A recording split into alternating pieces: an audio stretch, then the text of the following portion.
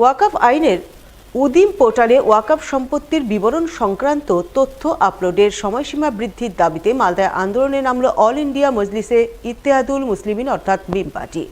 আর এই আন্দোলনে নেমেই ওয়াকফ আইন ইস্যুতে রাজ্যের তৃণমূল সরকার সহ মুখ্যমন্ত্রী মমতা বন্দ্যোপাধ্যায়ের কড়া সমালোচনা করলেন মিম পার্টির রাজ্য জেলা নেতৃত্ব।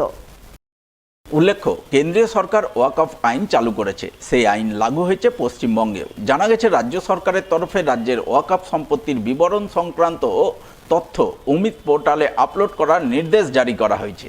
এরই প্রতিবাদে বৃহস্পতিবার মালদায় আন্দোলনে নামেন অল ইন্ডিয়া মজলিস ইত্তেহাদুল মুসলিমিন অর্থাৎ মিম পার্টি।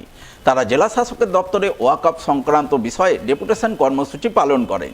ডেপুটেশন কর্মসূচি পালনের নেতৃত্ব দেন মিম পার্টির রাজ্য কোর কমিটির নেতা টনি খান, সংগঠনের জেলা সভাপতি রেজাউল করিম সহ অন্যান্যরা। তারা অভিযোগ করে বলেন, রাজ্যের মুখ্যমন্ত্রী বাংলার সংখ্যালঘু সম্প্রদায়ের মানুষকে বাংলায় ওয়াকফ আইন কার্যকর করতে না দেওয়ার প্রতিশ্রুতি দিয়েছিলেন, কিন্তু তিনি সেই প্রতিশ্রুতি রক্ষা করেননি। এখন রাজ্যের তরফে ওয়াকফ সম্পত্তির বিবরণ সংক্রান্ত তথ্য উমিদ পোর্টালে আপলোড করতে বলছে। আর এজন্য খুব অল্প দিনের সময়সীমা দেওয়া হয়েছে। ওই সময়সীমার মধ্যে 42টি নথি জোগাড় করে জমা দেওয়া সম্ভবপর নয়। তাই তারা সময়সীমা বৃদ্ধির দাবিতে আজ জেলা শাসককে ডেপুটেশন দিচ্ছেন।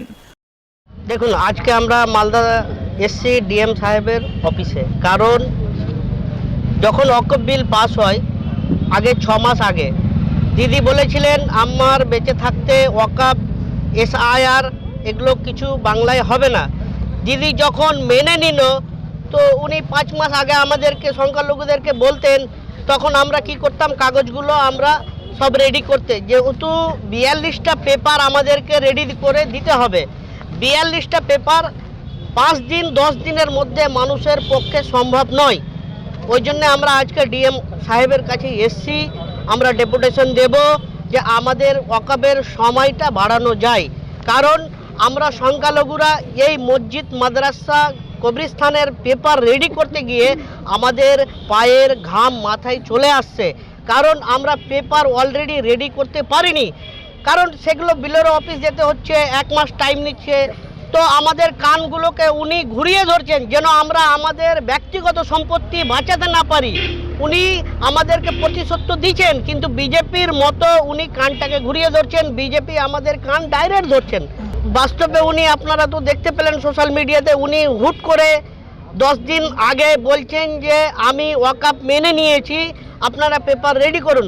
মানুষের পক্ষে 42টা কাগজ রেডি করা ওয়াকফের জন্য সম্ভব নয়।